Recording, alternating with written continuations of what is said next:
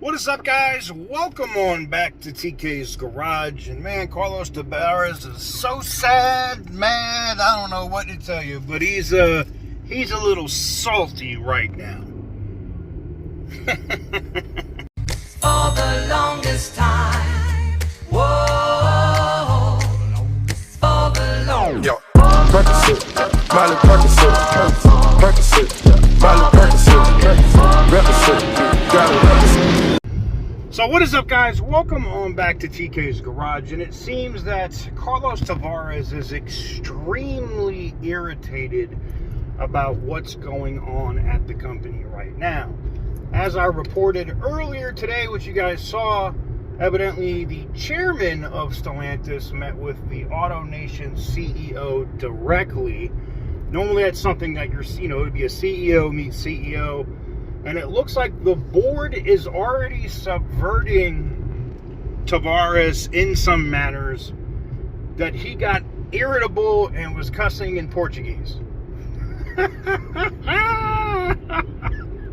Now, again, I have to take a lot of the stuff I get when it's stuff like that with a grain of salt, because it's not like other info I get when it's an email or a recorded conversation or like a voicemail or the other stuff that I occasionally get, right? This is other executives with knowledge of the matter, people that work on these executive staffs that are basically saying Carlos Tavares is becoming unhinged. And evidently they had two separate accounting firms look at where they were at financially, and if things were going in their current path, how long could they survive at their current rate?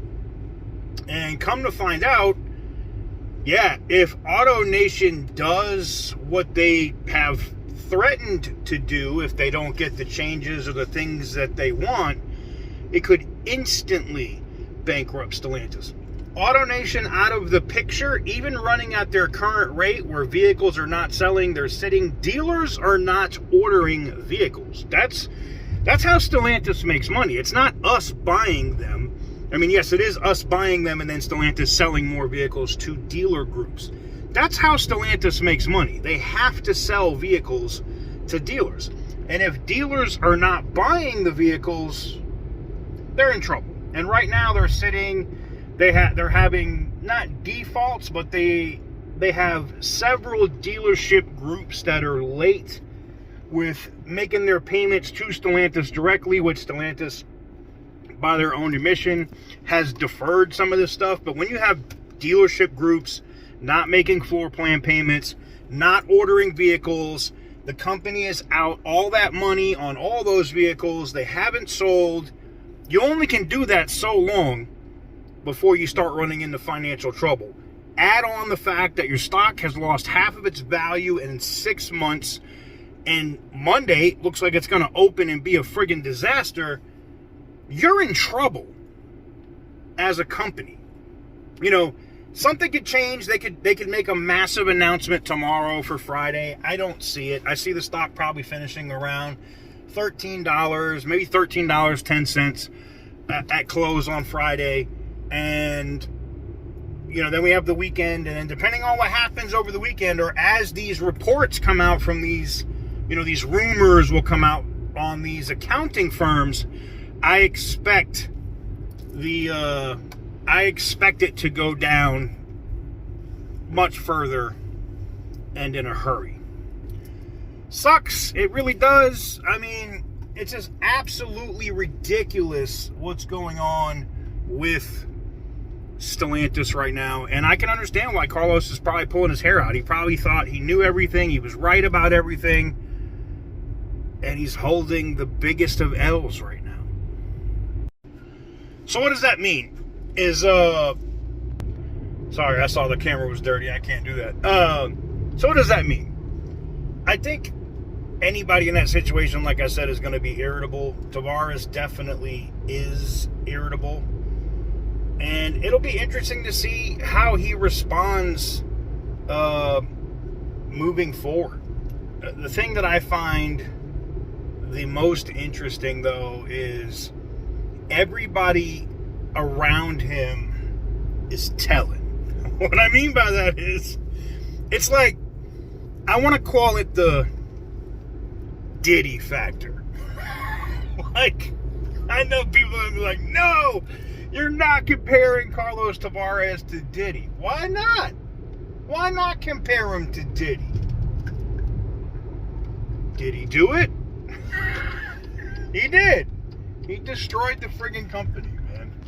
But, no, in all seriousness,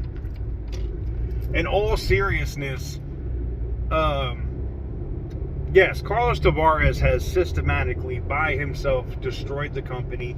He's now irritable because the things that he expected to work, or the things that he expected, from his financial side. And here's the thing, it's not like he's never worked at a auto manufacturer before, right? He was already working at Peugeot, right? So he's already doing the Peugeot thing.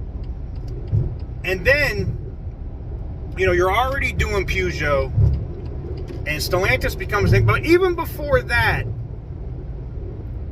you worked at Nissan under the other infamous Carlos. There's just no excuse for what's happened, I guess is the best way for. There's just no excuse, none. There's no way for you to explain that away. It's any way you slice it, it's a raw, bad deal. But in the same way in the Diddy case, like everybody's, saying, yeah, we knew this, we knew he was doing this, we knew he was doing that, and now people are coming forward at Stellantis and doing the same thing with Carlos Tavares. I got more tips from more corporate employees every single friggin' day. Now, granted, I know you're going to say, well, it's because you're doing these videos, TK, they're finding out about you. Okay, maybe. But the other part is, I think the people that work for him are tired of his shit, personally. That's just me. Maybe I'm wrong. I'd love to know what you guys think. I would be like, do you think it's funny that Carlos Tavares is getting irritable and snapping on people? I think it is. This reminds me, and I'm coming at it from a military aspect, this reminds me of like a dictator watching the circle close in on them as their military falls and as freedom is coming in to topple your ass. And that's what it reminds me of. Let me know what you guys think in the comments below. Let's have a discussion. I'd love to know what you guys think. So interesting to see how the biggest of these corporate idiots that think that their S doesn't stink fall flat on their faces. That's going to be it for me, guys. Thank you guys very much for watching. And as always, stay petty, my friends.